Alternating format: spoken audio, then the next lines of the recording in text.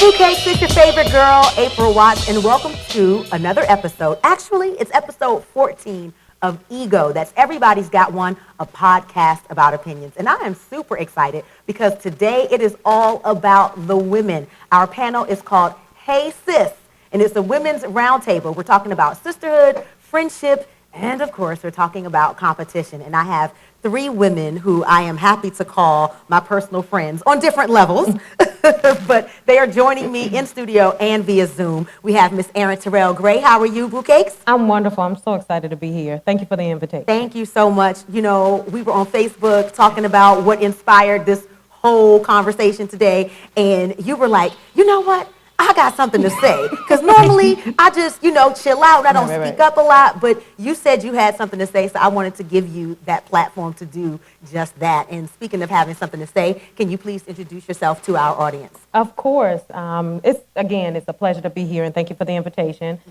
My name is Erin. I am from Baltimore, Maryland. I've pretty much lived here all my life, with the exception of going to college and other things, but I am an executive administrative assistant for the state of Maryland, and I'm just really excited to be here. I'm a big fan of April Watts. I'm also I'm also very much into the community and just wanting to connect with people and get to know people and just be a better human on this planet. So being able to connect in this entity is a blessing, so I'm excited to be here. Well, you are an amazing human, so I'm excited to have you here as well as your perspective. Thanks. This chick right here, is my personal friend of over 20 years, yes. And I'm so glad that you are here in Baltimore with your pretty self. Finally got me up here. Yes, I finally got you here. Lunch, brunch, everything, and then I never come. She finally got me up here. Yes, my girl, Nikki Moore. What's up, sis? Hey, what's up, boo? I'm so glad to be here. I'm glad to have you. I know who you are, but tell the people who you are. I'm just me, just Nikki, big mouth. Just say what I mean what I say. I say what I said. That's my favorite. Yeah, I'm just a chick from Washington, D.C. I've been friends with April for, like she said, for over 20 years. We kind of came up in the industry kind of like together. We did some things together. And I'm just happy to be here. Like, I love my people. I love my community. Like, she loves her community. I love everybody. That's probably my problem. I want everybody to get along. I want everybody to love each other. And then we don't. And that's why I'm here, because I'm going to tell y'all about yourselves. We're going to talk about it all. We're going to talk about it. We actually might solve it tonight. We ain't. It's okay, though. And last but not least, joining us from Boston via Zoom is my girl, Angela Childs, Miss 6 Feet Dimples. How are you? I'm doing wonderful. Hi, lady. How's everything? Hey. Well, I am so happy because I got to meet you through Nikki. And right. It's a thing about how, like, birds of a feather and good energy and good people, because we connected, and I just love you. Like, you are so fabulous. I love you too. And I'm so glad I'm here, and I was invited because it's how me and Nikki met. Like, we met through Facebook and became friends. Okay. Which introduced me to you. That's not true. Chloe. Yeah, but through Facebook. Okay. I had never met Chloe. Oh. Yeah, we have been Facebook friends for like 10 years. Oh. And then she introduced me to you. And then we became friends. And then I got introduced to April. So, like, being on this panel is perfect because it really shows how if we use certain platforms the correct way, we connect with good women. Connects. Yes. And speaking of using platforms the correct way, I would be remiss if I had these Black business women, these Black entrepreneurs on here and didn't give you the opportunity to shout out your businesses. So we're going to work backwards. We're going to start with Angie. Tell everybody about VA Ninjas. That's a dope ass name. Okay, so yes, VA Ninja stands for Virtual Assistant Ninjas. We are a VA firm, and we match small business owners with virtual assistants to help them with their day-to-day administrative tasks. So we're on Instagram at the VA Ninjas. All right. So my side business is a travel business, and it's NCM Nancy Charlie Mary Travel at gmail.com, and you can find me at NCM Travel on Instagram as well as on Facebook. And Erin, you are a book connoisseur. I am. So let's talk about that. I'm a book connoisseur. I love to read, and I love books, and I love words, and I love the opportunity to open a book and go somewhere new, whether it be to a place or even through a character, and being able to relate through words and the artistry of an author. So my handle is Baltimore Book Connoisseur on Instagram. Look for new and exciting things happening in 2021. I have forged a lot of relationships in 2020, so I'm hoping to really start creating a platform for not so much the prominent authors that we already know, but just those local authors that are out here doing their thing and still have just as big of a voice as the Bernice McFadden or the Tara McMillan or anyone like that, because everybody has a voice. I love it. Beauty, power, passion. We got it all tonight on Ego Boutiques. And speaking of power and a voice, we cannot have this conversation without you. So I'm inviting you to call in at any given moment during the show at 410-822-3733. That's 410-822-3733. And please like this, share it, and subscribe. We want the whole world to hear this conversation. So if you like what's going on, make sure you share it, start your watch parties, all that good stuff. So, are you ladies ready to get into this? Yes, let's get into it. Let's go. All right, we are talking about Hey Sis. We are talking about women and how we relate to each other and how we interact with each other. I want to start with the hard question. Let's start with the hard part, right? Because it's easy to point the finger at other sisters and be like, oh, you tripping, sis. Oh, you ain't right, sis. Let's start with ourselves. It's always honesty hour with me, whether it's ego, whether it's Facebook, whether it's Instagram, y'all already know. Has there ever been a situation where you mistreated another woman? Yes. And you wanted to make it right? Yes. Break it down, tell us about it. Well, what had happened was, no, I remember, well, I didn't necessarily treat her wrong, but there was something in my spirit that had to make me treat her right. Okay. Basically, I remember I had gotten a position. I was temping. And so I had been temping at this organization for a couple of months. And of course, they had to still hire someone else. You know, I mean, they still had to interview other people. And they chose another person. Okay. And they asked me to train that person. Why do they do that? Why do they do that? And I was asked to train that person. And I wasn't angry. I remember first of all, I knew it wasn't her fault. It was, Right. She didn't do anything wrong. But I just remember going, I have to be nice to her because she didn't do anything. But it wasn't like I wasn't going to be. And it wasn't like I wasn't going to show up and do that task, because I did. And I set her up. She did very well. And I went on to do my thing. But I remember just in that moment, like how that made me feel. Like Right. I did feel small a little bit. But when it was all said and done and she was just flourishing and doing her thing, I did feel better.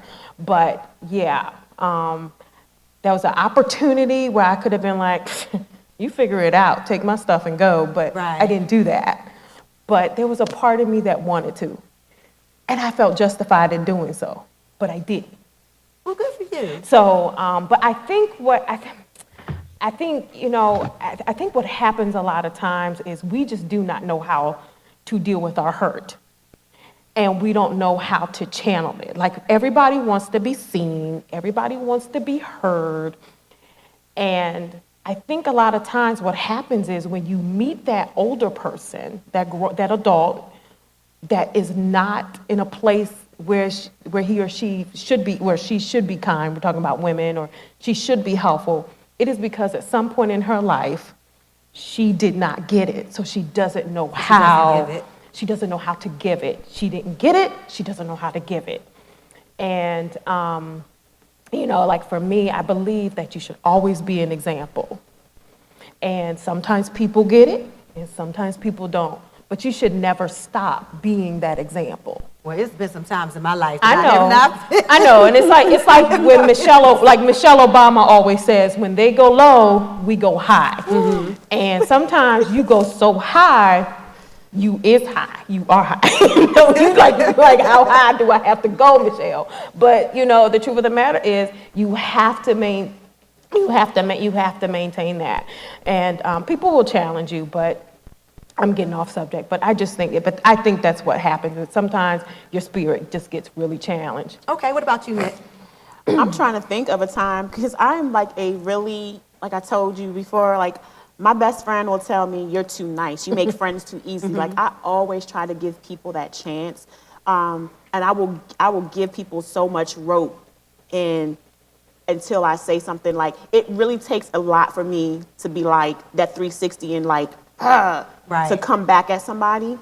But when you come back, honey. when I do. I ain't gonna lie. But it's justified. And I always try to be that person to give everybody a chance. Like I want to believe that see the best in everybody. Okay. But I want to go back to what she said about the example.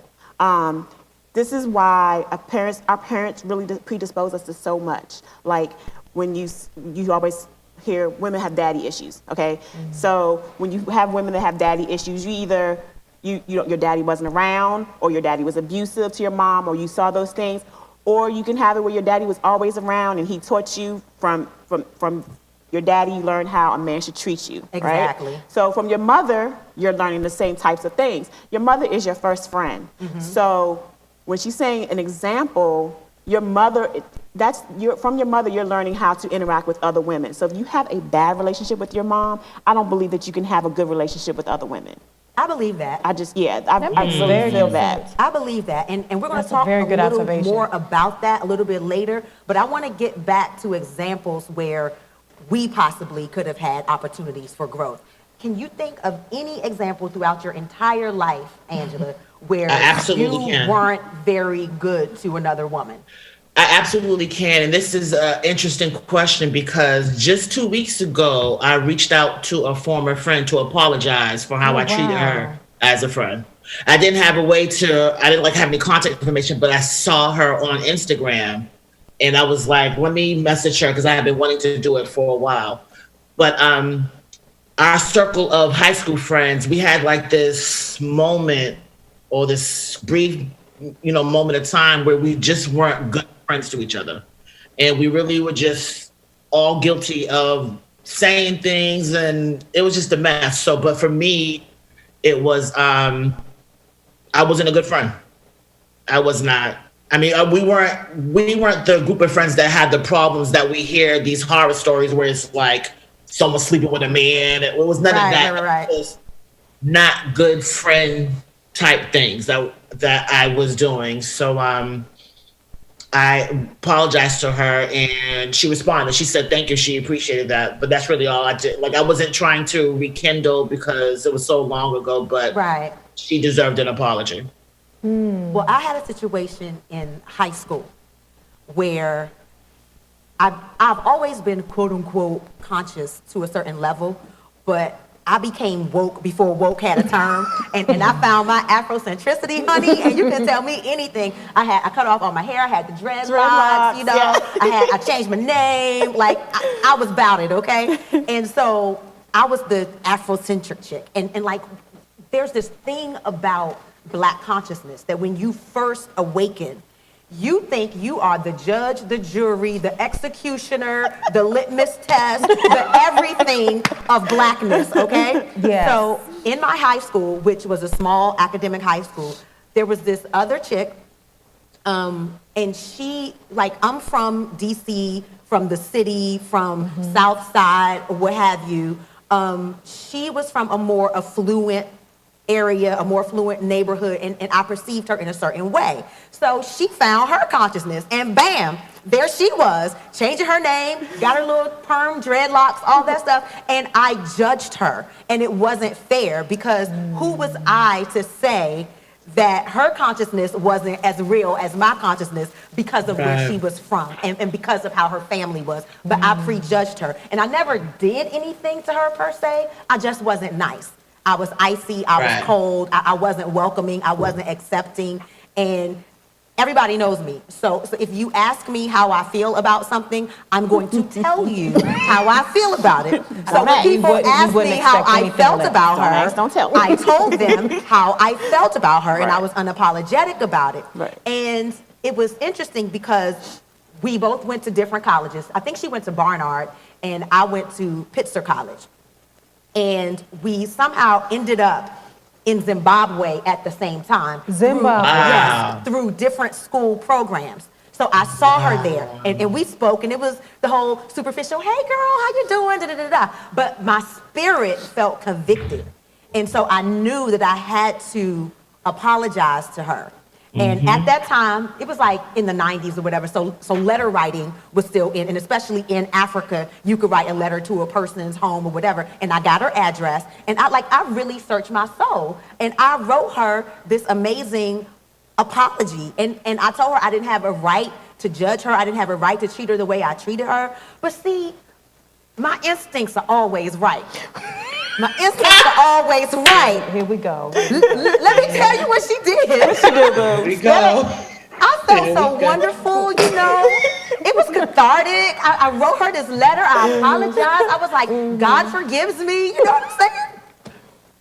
So they're locals, right? And the locals kind of hang out with everybody. So And this is still in Zimbabwe. This is still in Zimbabwe at the same, like shortly after I wrote her that letter, I went away for like independent travel to like Mozambique and Victoria Falls and all that stuff. So when I came back, my little African boyfriend, Haji, he was like,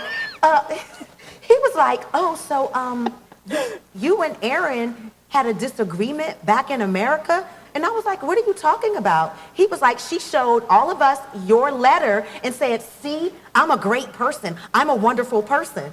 And I said, see, I knew she was a bitch. I knew.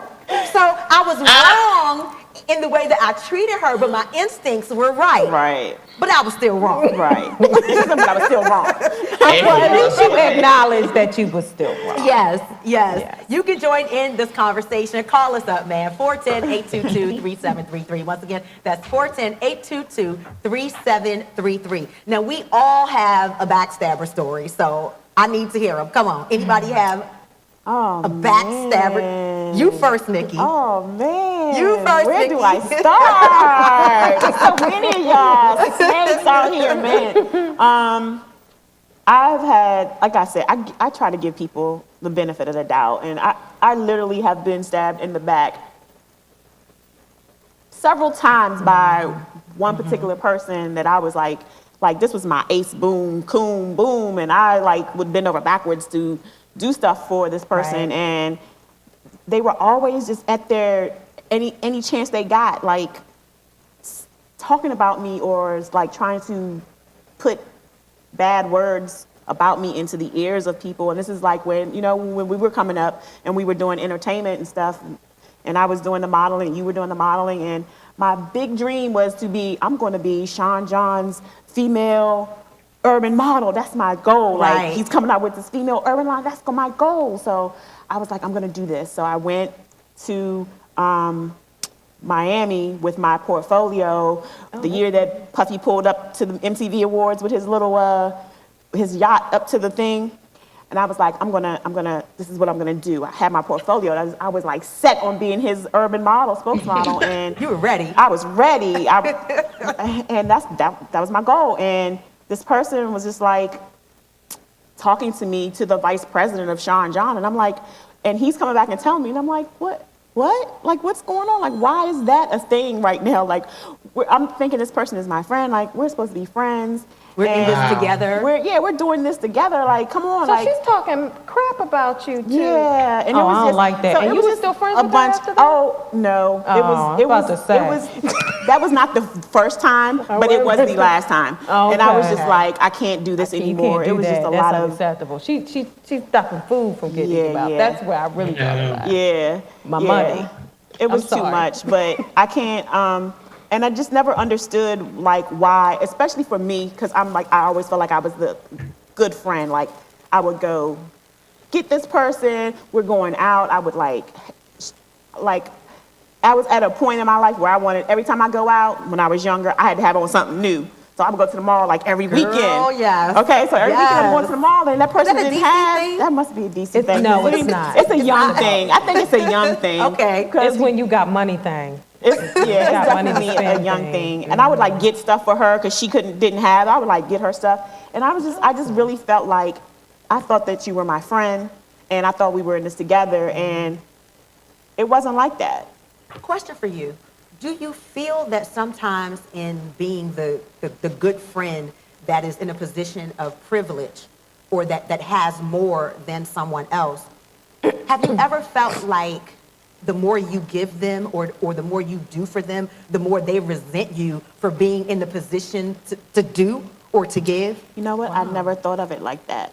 But I never thought of it like that. But I was giving really from my heart. Like, this is a friend of mine, so I want to, I don't want to go, I want to make them, happy too. Like, they would go, if they're there with me and they don't have, and I have, it's yours. If I don't have and you know what I'm saying? Like, Yeah. we're friends. I'm the same way. It's ours, okay? We might as well be married because it's ours. Because I'm not going to let my friends go without if I perceive you to be a real friend. You know what I'm saying? And I have a problem with, as I've gotten older, I've gotten a lot better because everybody was my friend. And my best friend, stop it. Everybody's not your friend. Stop being nice to everybody. Yes. And my mother just told me the other day, like, you're too nice to people. I'm nice, but when I flip. Like, it's bad. I'm very just inherently, I'm just a nice person from the get-go, and I'm going to give you that room. You know what I'm saying? I'm the And same speaking way, of and it's room- about boundaries. Hold on for 1 second because I do want to get to the call. So Oh, you were okay. saved by the bell. You were saved by the bell. You have plenty of time to think about a really good backstabbing story. We're going to go to the phones. Hello, caller. Hello? All right, we're going to try this one more time before we continue the conversation. Hello, caller. Welcome to Ego. All right. Hello? All right, who is this?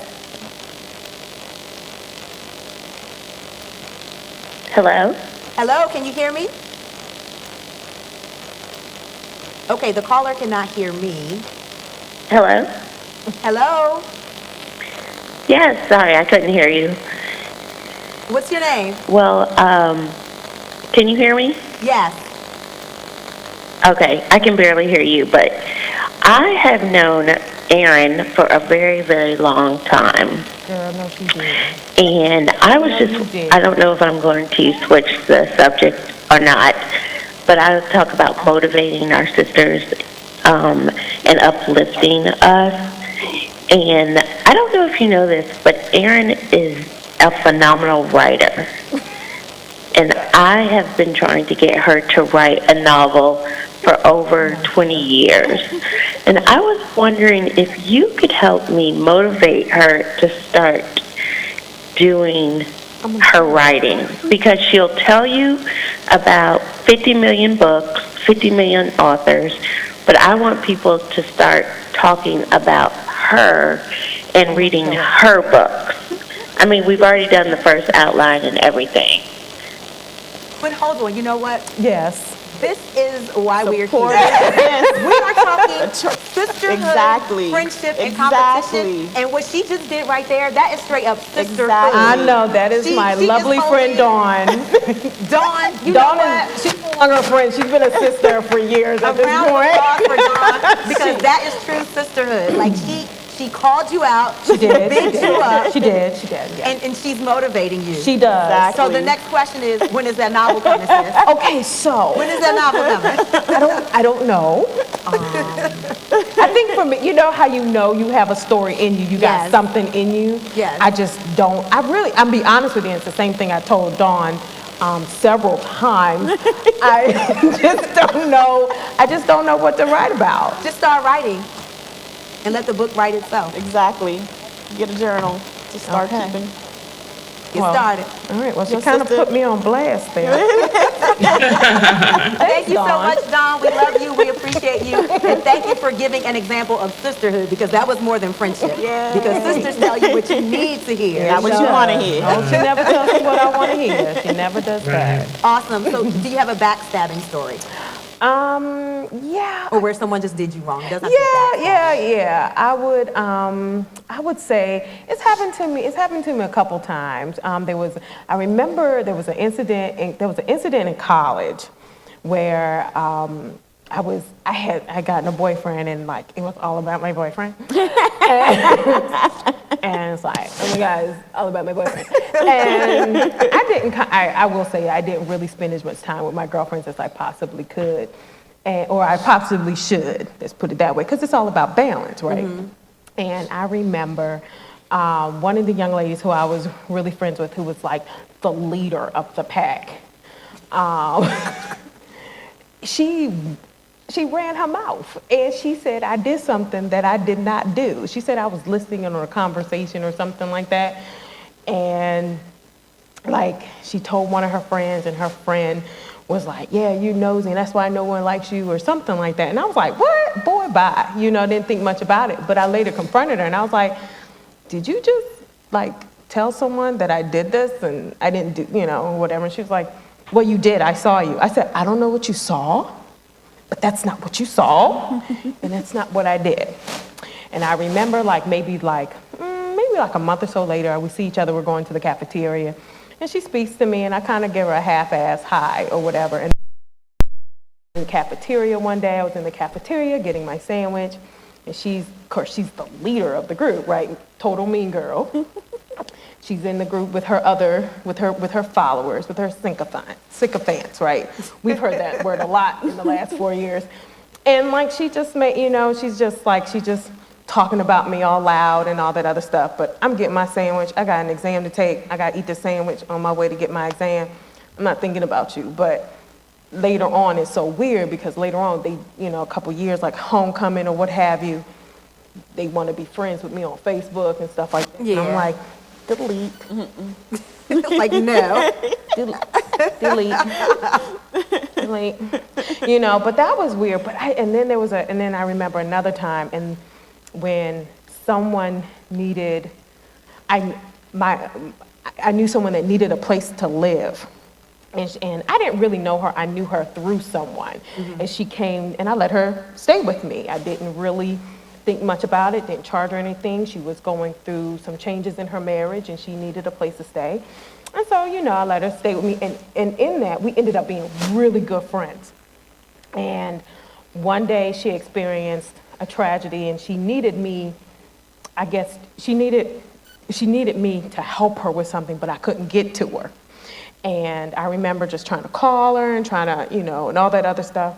And, I remember reaching out to her, is everything okay? And she basically was just she just basically told me, we're not friends anymore. Because you couldn't do what she wanted you to do. You weren't accessible. Right. And I guess you were discarded. I guess that's what it appeared to be. But I remember being so disappointed because I was like, we've had a lot of conversations in the past. Girl, you mad? Tell me why you mad. And I could explain everything, but you never gave me the opportunity. And later on, she wanted to talk about it, but I just wasn't in that.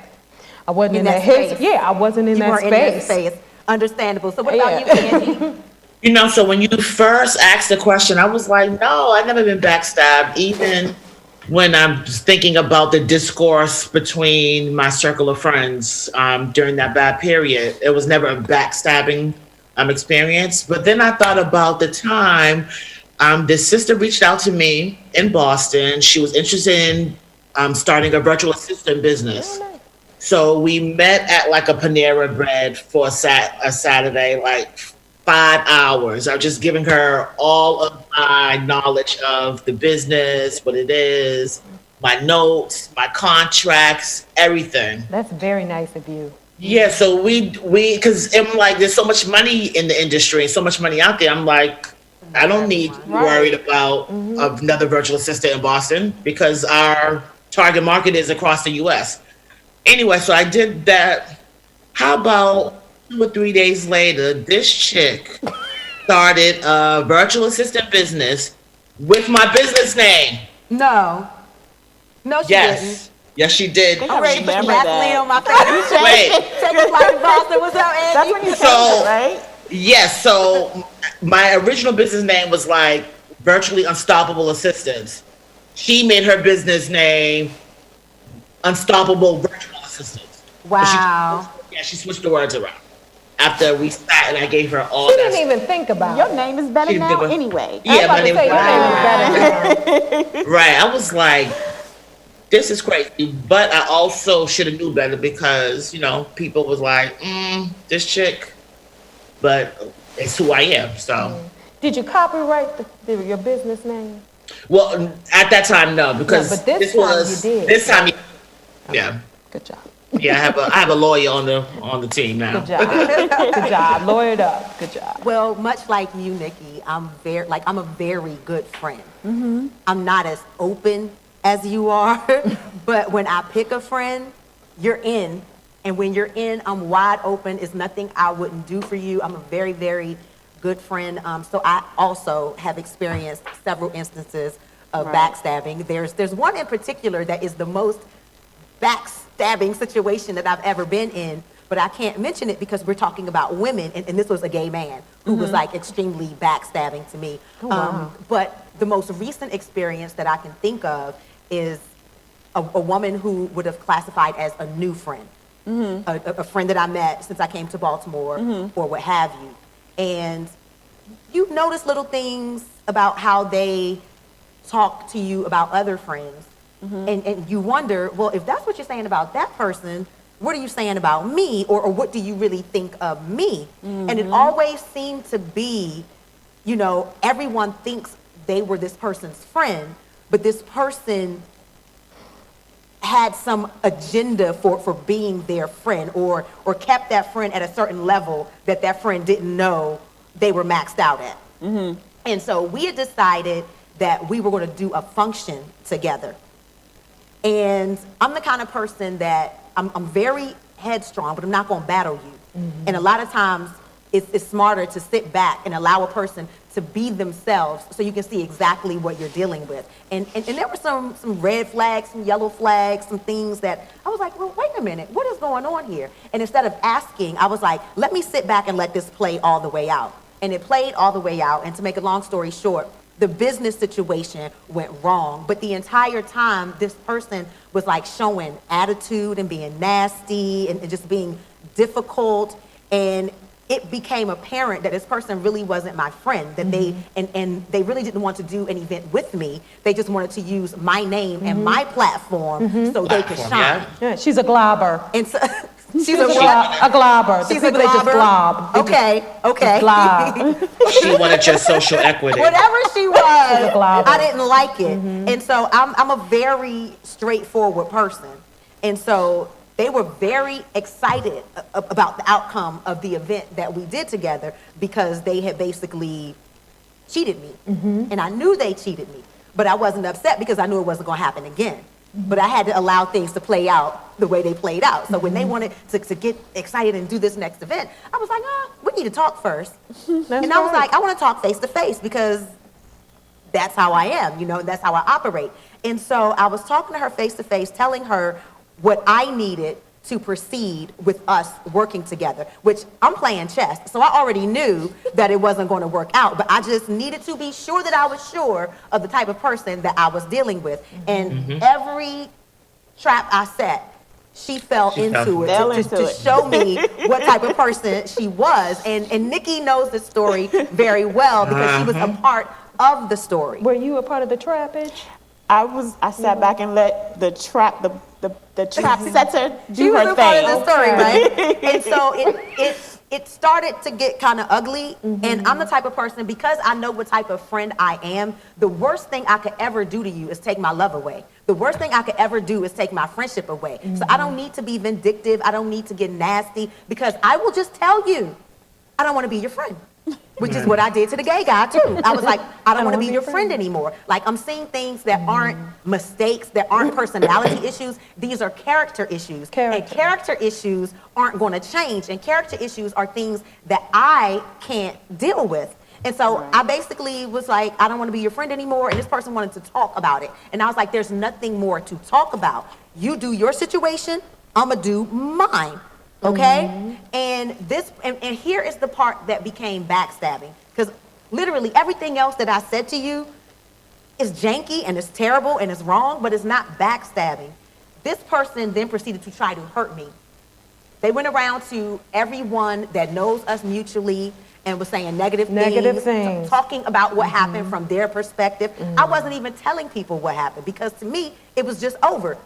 You're doing your situation, I'm doing mine. We are no longer friends. I don't need to talk about you. Let's just move on. Right. This person literally tried to destroy friendships with people, relationships with people, like literally showing text to people of conversations that we had when I might have been upset with the person and I'm talking to my friend about a person that I love, but I'm still upset. So I'm like, man, this da-da-da-da-da, you know, but she didn't even show the things that she said. She only showed what I said, trying to destroy my relationships. But the people who love me and know me, love me and know me, and you can't destroy anything. And so that's what I consider really backstabbing, because if I was ever your friend, even if we fall out to be damned, I would never try to hurt you. That's right. I would never try to Loyalty. destroy you. And our Loyalty is friendship, everything. That's right. And what was discussed during that friendship and what happened Stays there. It stays there. Yeah. Right. It stays there. You know, to Exactly. go out and to be like, well, you know, she did such and such, and that's tacky. Yeah. That's real tacky. I'm really big on loyalty. Yes. Like, I can't, I will be, there are Integrity. people, integrity and loyalty. There are people that I don't like and that I don't really mess with like that, but I still hold secrets that they've told me to me because loyalty is everything. everything. It's all I have is to give somebody is my loyalty to them. So if I can't even give loyalty to anybody, or if I just run my mouth to this person about that person, I always question people, like you said, that are always, like, if you're telling me this person's business and I don't even know this person, like, why are you telling me, what are you saying to me about me to them? Like, Exactly. it always makes me question that and look at them like, nah, like, maybe I shouldn't trust you with, like, my deepest, darkest secrets. Like, People Exactly. will tell you who they are and won't even tell you who they are. And that's the truth. And that is something that people can definitely do. yeah. You know, it's a character thing, and that's one of the things that I've learned is like character. It's in you. It's there. It grows and it expands, and it can be good and it cannot be good. Exactly. And that's what it is. Don't forget to like, share, and subscribe. You can also call in at 410-822-3733. This is Ego. Everybody's got one, a show about opinions. I'm your host, April Watts. Joining me today, we have Miss Erin Gray. We have Nikki Moore, and joining us via Zoom, or we're going to say via satellite because we fancy like that. Right. We Right. have Angela Childs, and it is about, hey sis, we are talking about women to women, friendship, sisterhood, and competition. We're going to take a break and we'll be right back.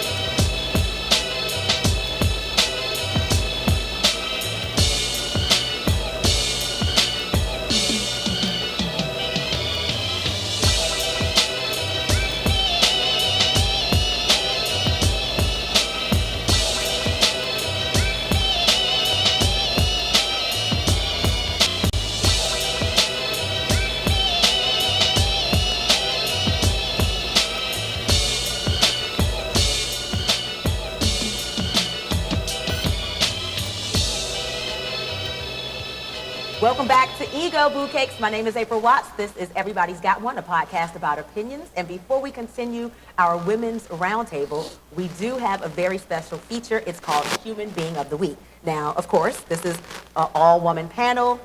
We're talking about women. So the human being of the week should be a woman, right? I agree. But you know me. Always a wild card. Always gonna call it like I see it. Today's human being of the week is gonna be a man, okay? So what I want you to do is forget everything that's going on in the world right now, okay? Forget about COVID, forget about world hunger, forget about all of those very important things that we have going on, because Snoop Dogg has won the week, okay?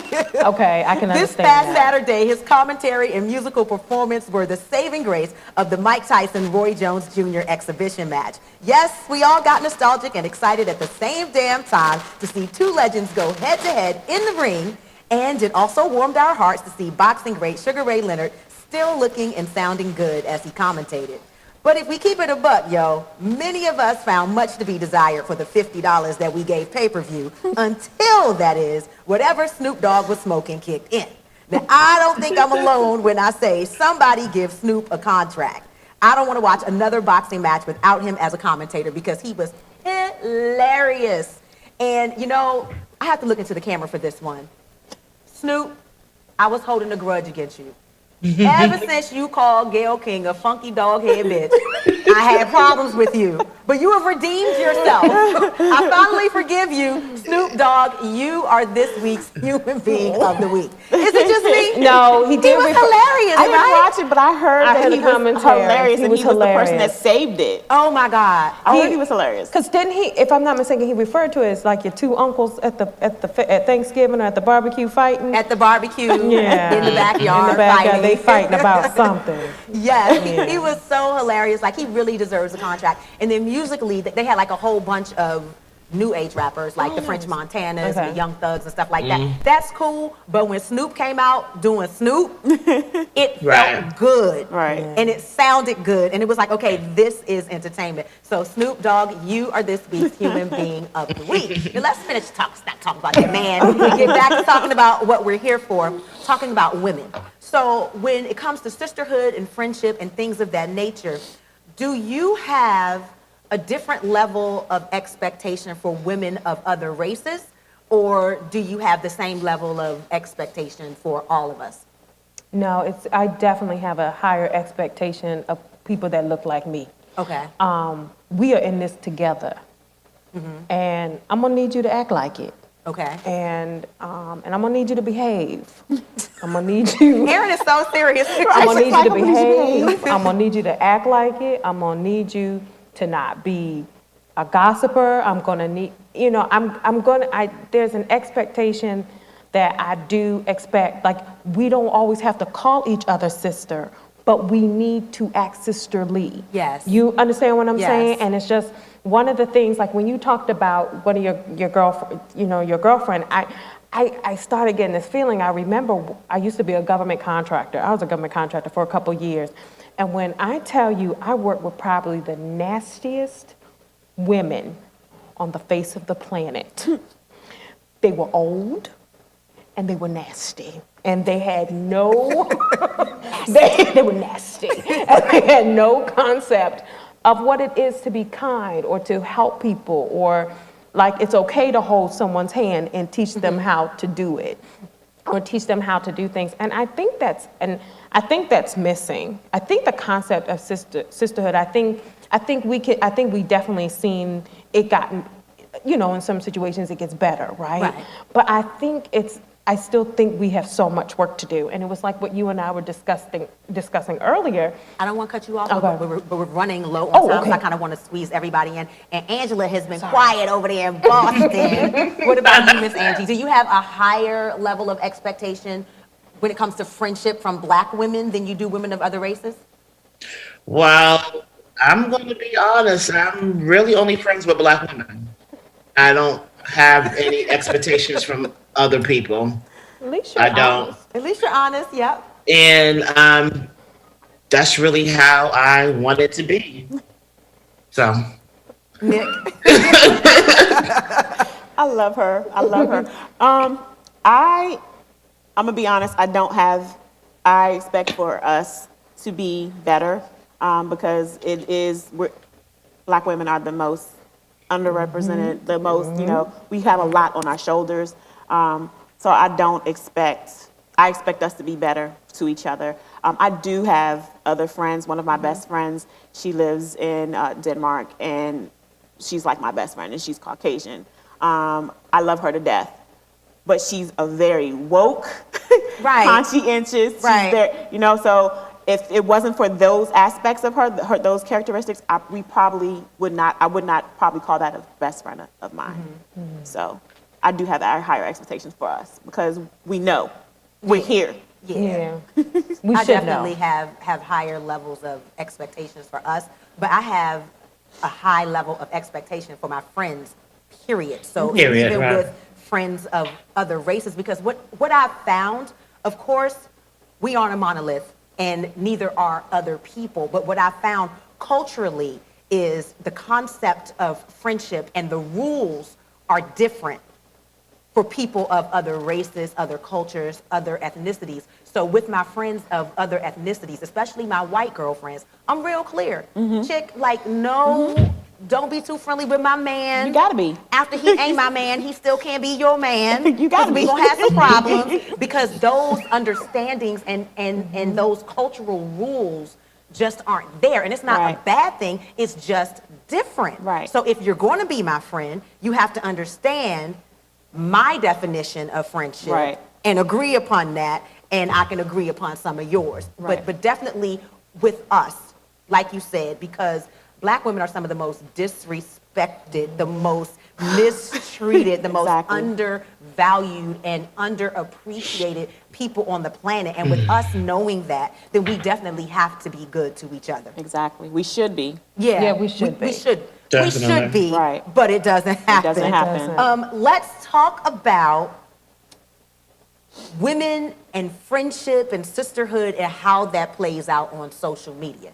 And I have to be honest, the reason that we're here is because I saw something on social media that bothered me to no end, okay? I happened to wake up one morning and I'm scrolling through my Facebook timeline and something pops up. I think it was on the Jasmine brand. Shout out to the Jasmine brand, another Black woman that's doing amazing things. Yeah. But there was a clip of Lisa Ray on her podcast with Claudia Jordan and Vivica Fox and Selena Johnson. And they were initially talking about Toni Braxton and talking about how Toni Braxton has dated like so many men in entertainment and what have you.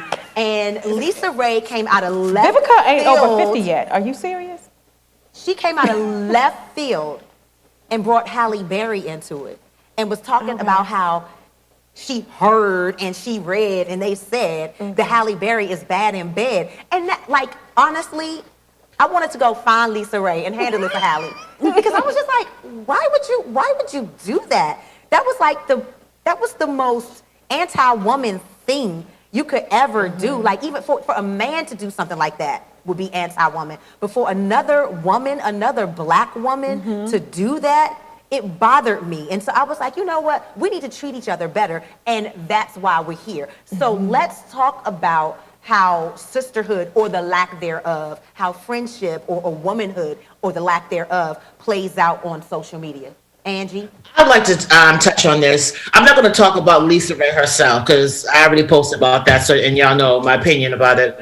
But I think that society has really just bred this idea that women can't connect and can't be friends, and it plays out on social media. Like, how many times do we see this hashtag or hear people say no new friends? And it's mostly only women that say that. I never hear men say no new friends. And we say things like the worst people to work with are women, when that might not necessarily be true. Like, there could be a man in the background making sure you don't get a raise or the promotion. Like, it's just, I don't know. It's just the social media really just plays into this idea and like just keeps on, breeding this idea that we should not connect and we shouldn't be friends. And I think we internalize some of those lessons and we just keep it going. Like, I can't imagine if I subscribed to no new friends, I wouldn't know Nikki, I wouldn't know April, I wouldn't know, like, my newest group of friends are from Facebook. Wow. Because Facebook connected me with like 5 or 6 dope chicks that are my aces.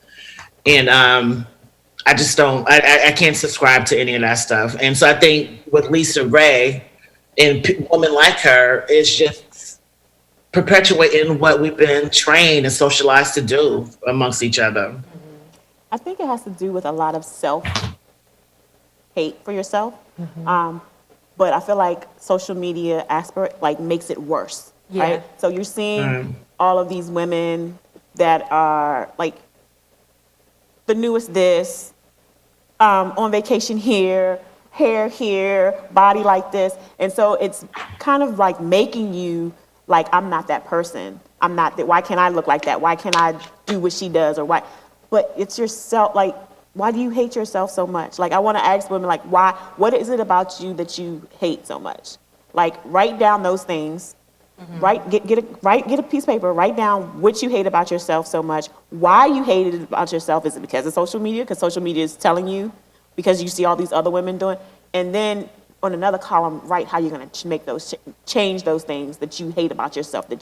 Why do you hate? Yeah. What are you going to do about it? What are you going to do about it?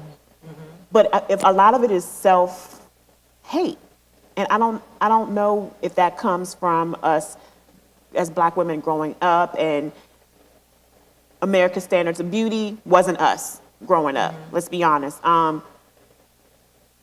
Now, Kim Kardashian and them have made it popular or made it nice to be Black with butts and hair a certain way. But just not Black. lips. You know what I'm saying? But they're not Black. It's They're like not. you can have Black features, Yeah. but you can't be Black. Right. It's sad. It's sad. That happens a lot.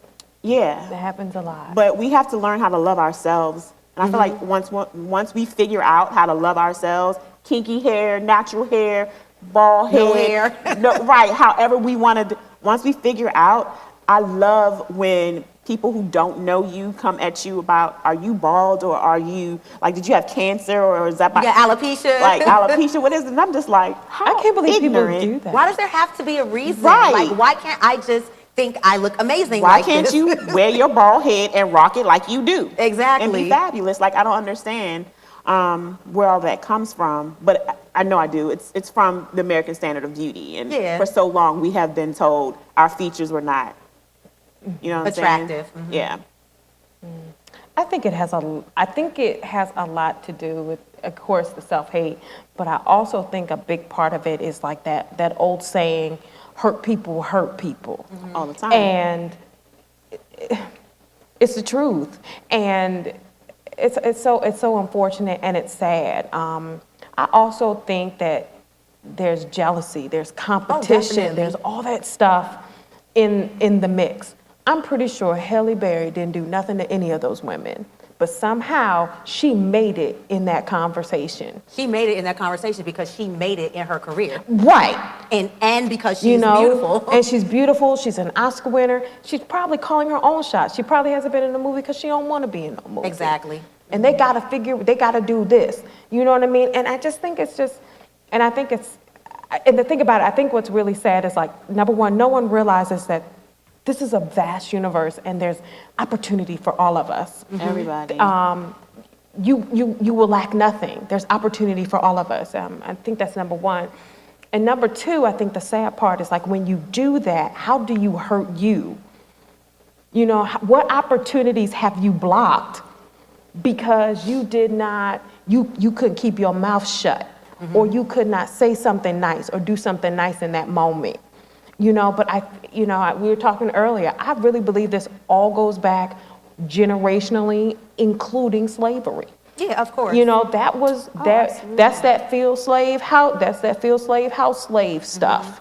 And we have not healed from that. We are a traumatized people. We are. And we have not healed from that. And I'm not making excuses. I just believe that there's a root to everything. And our root you know, our fullest of root is not from slavery because we were kings and queens in Africa. But I do believe that a big part of why we suffer and experience a lot of things we do is because of how slavery hurt us. And I also want to take it to patriarchy because one of the biggest itches in my ass on social media is the pick me.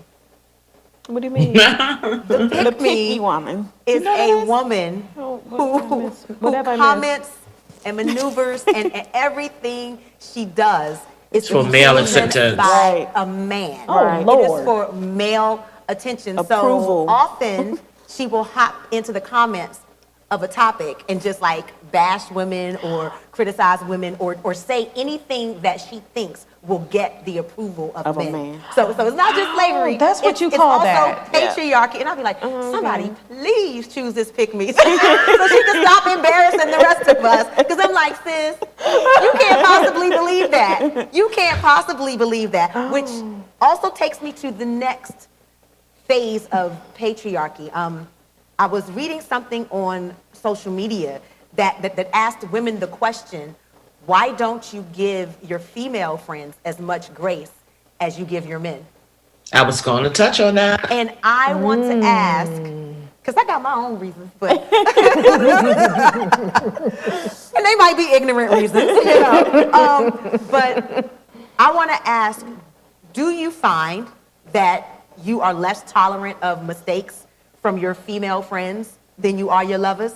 And be honest. This is honesty hour here on Ego. Absolutely not. Go ahead, Angie. Break it down. No, I'm huge on bringing this comparison out because I always ask women like, why are we so quick to cut our friend off, but we let somebody that lays in our bed, that we share our body with, that we share our life with, treat you so horribly, but that's okay. And they can treat you horribly over and over again. And it does have everything to do with patriarchy and how we've been socialized. Like even our mother, we're gonna have to talk about this. Some of our mothers were raggedy and they taught this to us. Like, how many times have we heard girls say that their mother was like, "Don't trust no girl around your man. Don't trust no woman. Don't trust him, yeah. He's a good man." When he's not. Clearly he's not. Right. When he not. She could have a black eye, Right. and the mother would be like, "Oh, he just had a He didn't bad mean day. it. had a bad day." He ain't mean it. But let the girlfriend do something. It's like, you don't need to trust her anyway. And you shouldn't have been friends and forget her. So our socialization is a huge part in how we treat each other. Right. And it's just passed on from generation to generation. Our mothers did it. We do it. mothers did it. It's crazy. Like I saw little girls on a bus. This was before COVID. And they were teasing another girl about her edges not being laid.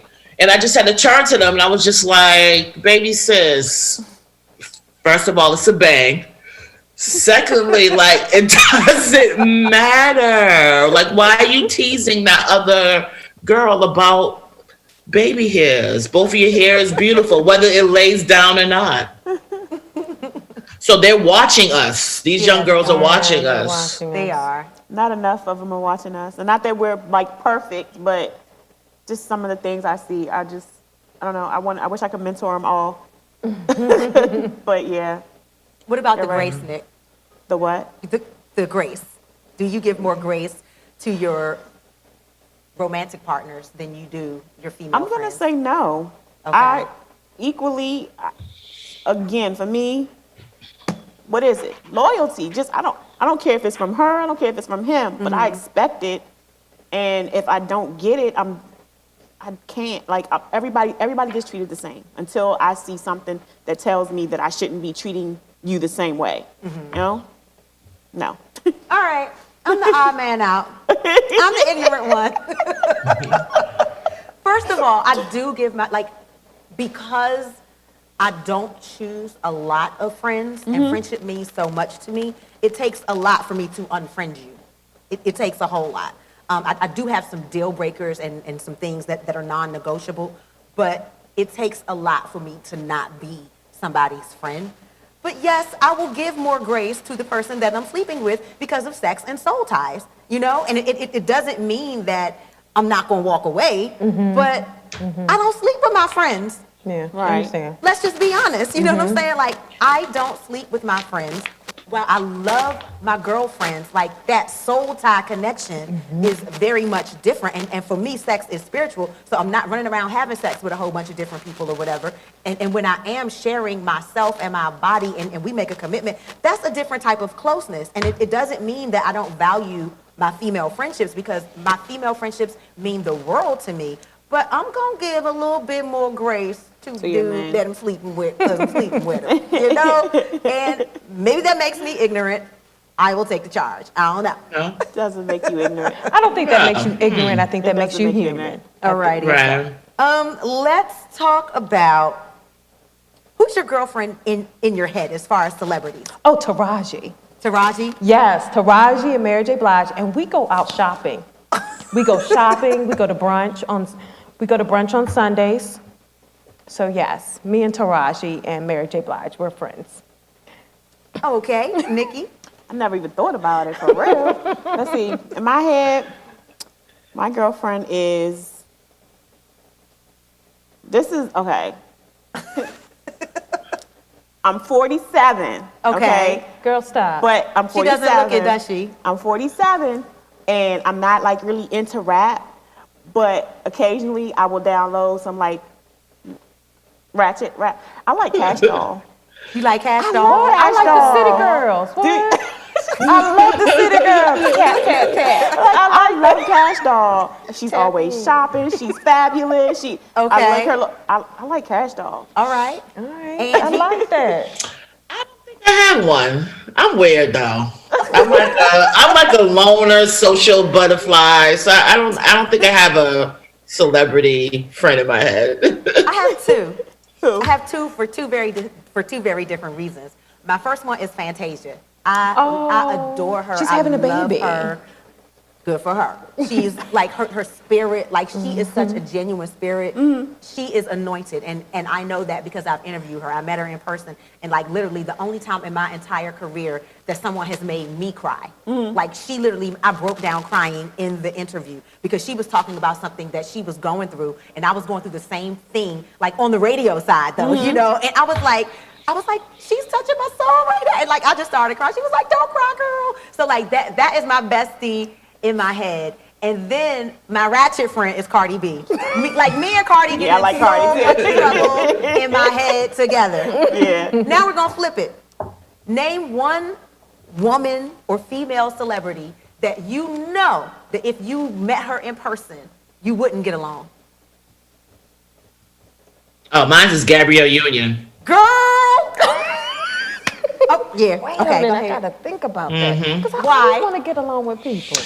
Just her. She has said that she was a pathological mean girl growing up. She's admitted to that, and I don't really think it's Still is. changed. Yeah. Yeah, I don't think it's Still is. changed. It shows in her interviews. Yeah. So, yeah. I've been around her. She still is. You know what? And I don't know why I say this, and this is just weird, but I think Jada Pinkett. Okay. I don't know if I would. I don't know if we would get along. I think it's because I've heard like Some things. some things, right? But yeah, I don't think. I don't think we would ever be able to kick it. I'd be like, I'm from Baltimore too. She'd be like, yeah, she might not be interested. Only because I have been in this. I've interviewed her and Lisa Ray. I'm sorry. Nah. You already know mine. She gets under my skin. Amanda Seales. Oh yeah. Amanda Seales and I would not get along. Which And is I'm a just gonna- very strong personality. But it's not because of her strength. All right. I think you both have very strong personality, and I actually think you guys would get along if you sat down and talked. I really do. Every time don't you say, think so. Every time you say, I think so too, So Nikki. yo, I agree with Nikki. you do? I do. Yeah. I think you guys would. I don't agree with that But one. the thing is, right? I don't have a problem with other strong women. I prefer to have strong friends. Nikki is a strong personality, a very different strong personality than I am, but she's very strong. She's very motivated. Like, I look at everything Nikki has going on, and I'll be like, girl, April, you are lazy. You need to get up, get out, and do something with your life. And that's funny, because I feel the same way. Like, she got this, she got that. I need to get, what's going on? Angie is a strong personality. Like, I gravitate towards other strong people. So it's not about her being strong, but I don't want to get into it because this is about sisterhood. Okay, no problem. You know what I'm saying? So we ain't gonna have a mean girl conversation right now. But I just thought it would be interesting to see who is your friend in your head and who do you think, based on energy, that you would not get along with. And we got to talk about competition. Okay. I know I'm getting the wrap up sign and all that stuff, but this conversation is important. So we're going to go a little over today. It's 9:06. We're going to give them a couple more minutes, all right? Okay. Let's talk about women and competition. Is it possible to have healthy competition, or should we not compete at all? It's possible to have healthy competition, but where does it come from? Where does competition period come from? Patriarchy? Oh, wow, that's deep. Because I was just going to say, no, don't compete at all. Let's just do our own thing. It's and let's okay just to have celebrate. healthy, genuine, that's my sister, we trying to both get here, and that's okay. But to be actually in competition with somebody where you're doing things to underhand it or to skunk them, or no. Yeah, that's not acceptable. No. Yeah. What do you think, Angie?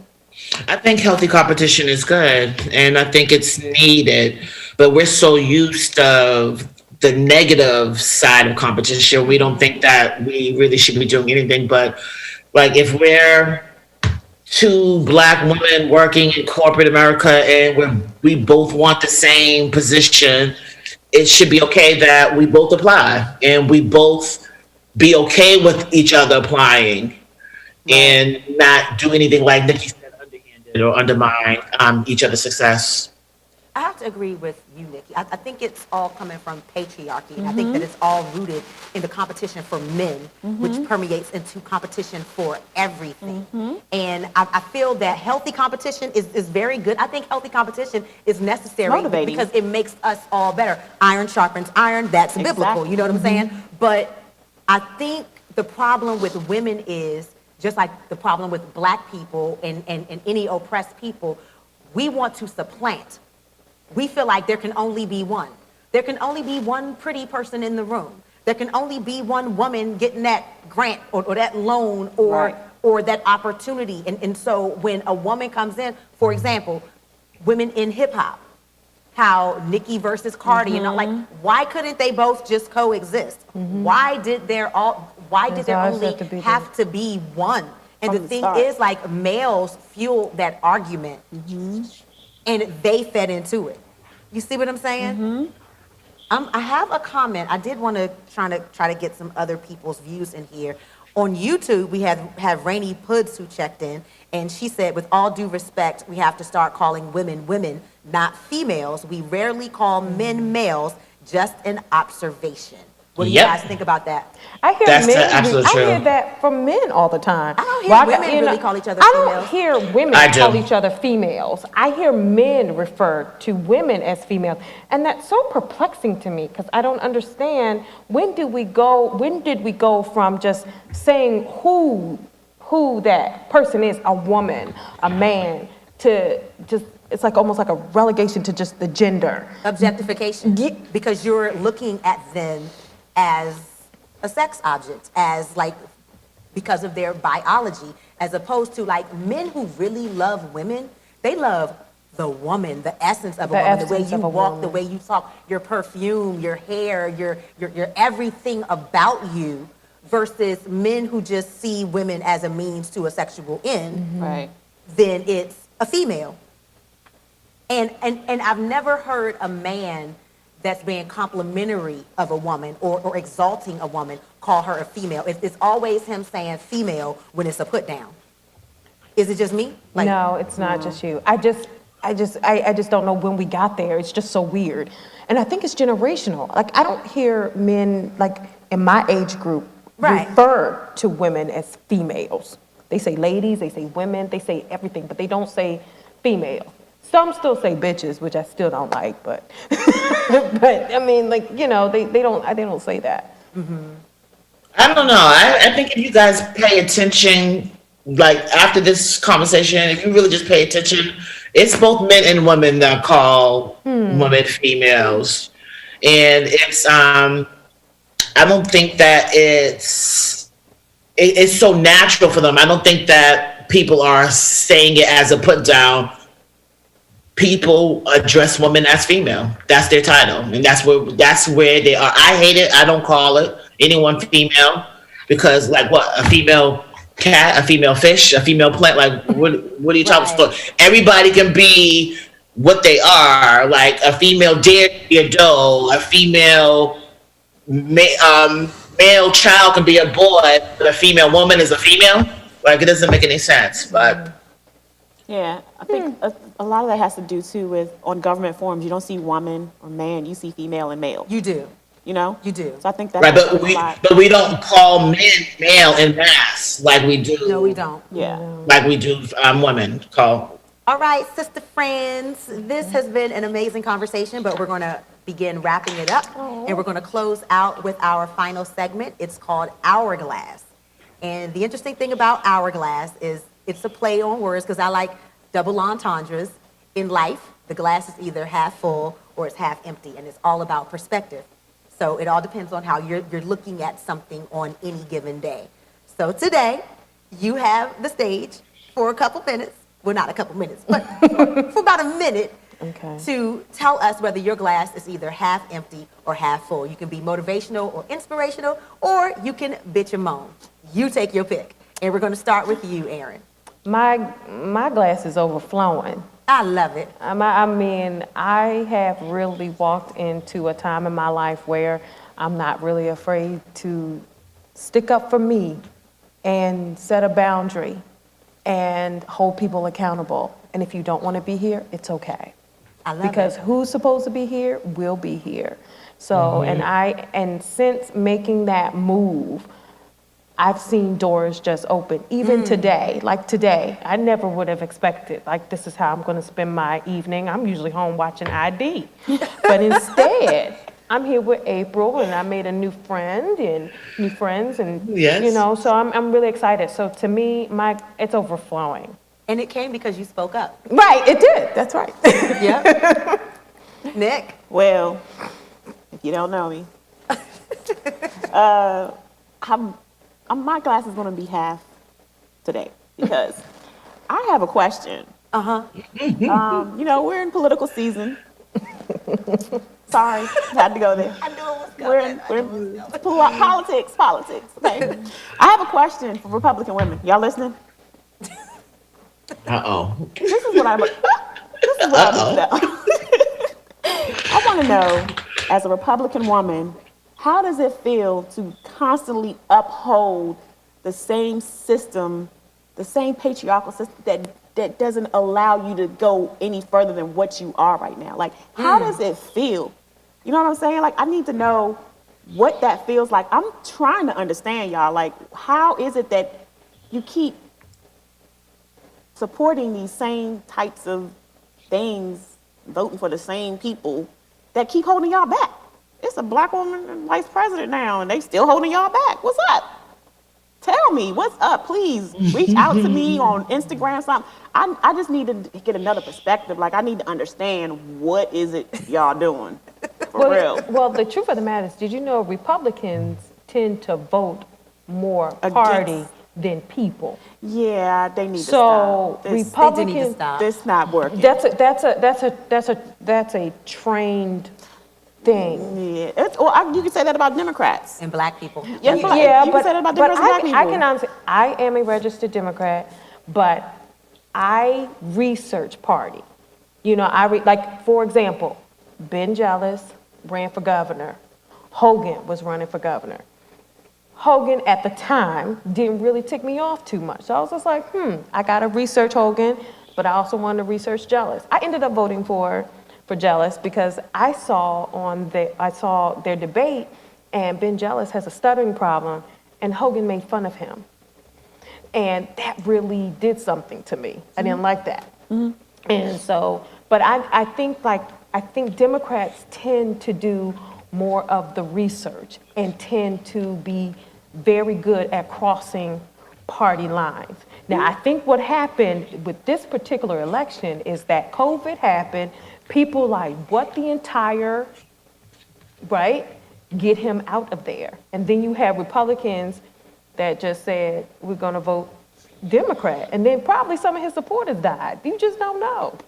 You just don't know. I mean, 1 million people died every day. Some of them might have died too. So my issue is that regardless of what happened in the last 4 years,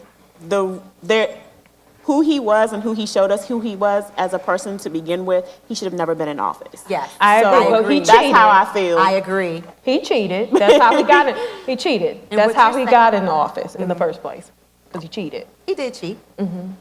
But I get your point, and I agree with it, because you're saying that Republican women, in the face of patriarchy, in the face of uphold it. sexism, Gotta in the uphold it. face of rape, Gotta uphold it. they will uphold it. And I think because it's that undercurrent of racism, I would much rather vote for a sexist, homophobic, xenophobic Rapist. than to vote for a black woman or anybody that is pro anything other than white privilege. And that's what I think is at the root of it. You also have the evangelical sect. Which speaks to the racism part too. All right, Angie. I'm going to say my glass is half full, and I'm going to use the sisterhood aspect of it. Like in the beginning, I stated that Facebook connected me to you guys, and I think I'm really, really grateful for that platform and grateful to have met Nikki and to have met April and now Erin, yes, I'm sorry. And so that's my glass half full. It's that I'm able to make new friends, new girlfriends, and real genuine friends because of social media.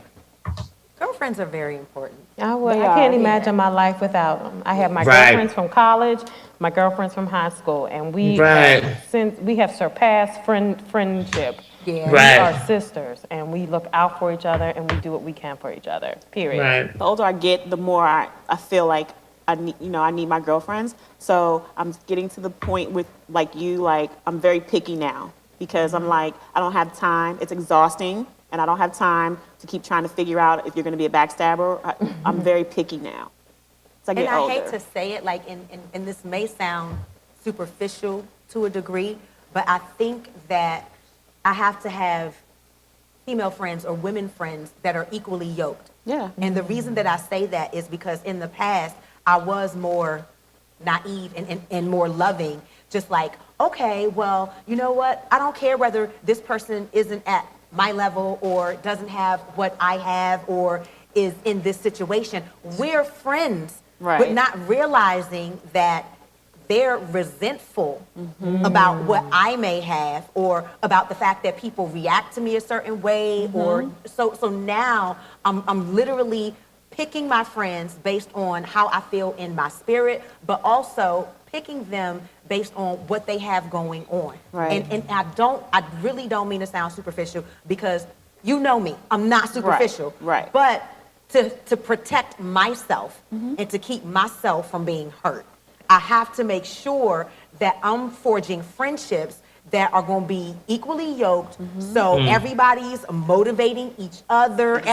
Everybody's like, you can't be friends with somebody that's not happy for you. Right. You That's can't right. be You friends with somebody You that's can't. not happy for you. Cannot. You No. can't be friends, and I think Oprah said it, you can't be friends with somebody that wants your life. Right. You can't. Right. Like, you are Right. doing amazing, but I don't want your life. Right. You know, like, I'm happy for you, everything you accomplished. I'm sitting up there with the pom-poms, cheering for you. I don't want to be a virtual assistant owner. Right. You know what I'm saying? Like, but I'm cheering for you, and we have Right. things that we work on together or Right. whatever. But it's just I'm learning that you really do, like, people choose their romantic partner based on being equally yoked or whatever. But you have to be equally yoked with your friends as Right. well. And I'm just learning that. Right. You know? Yeah. But to close things out, we have been talking, but that's what happens when sisters and women and friends get together. Get together, To right. close things out with our glass, my glass is half full. As a matter of fact, it may be overflowing. Don't run the music yet, because I got more to say. Please don't run the music. Please don't run the music. All right, my glass is half full to the point of overflowing as well. And it's all about being malleable and listening to your gut. And I'm saying that because, and I'm wearing the wrong sweatshirt, but this is one of my Living in your power. new sweatshirts. It says, be bold, be brave, be brilliant. And that's available at bcnapparel.com. Yes, that was a shameless plug, but it's all going somewhere. Today marks the 2nd anniversary of my signature BCN Apparel hoodie. It came out on this very day. 2 years ago, I had no business license. I had no website. I just had a Fiat full of hoodies. And Baltimore, you sold my hoodies out. The reason I created the hoodies because I was malleable. My listeners told me that they wanted to represent me. So I created the hoodie.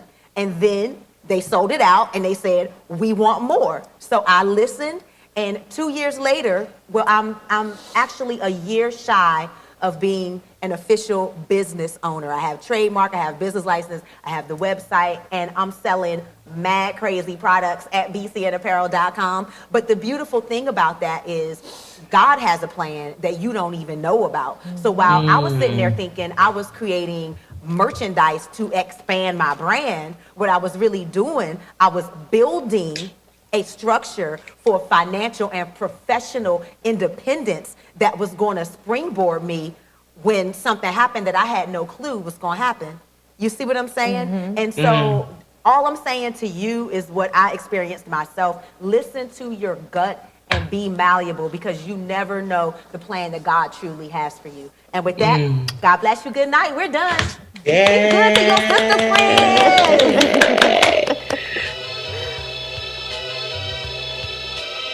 Thank you, lady. Thank you.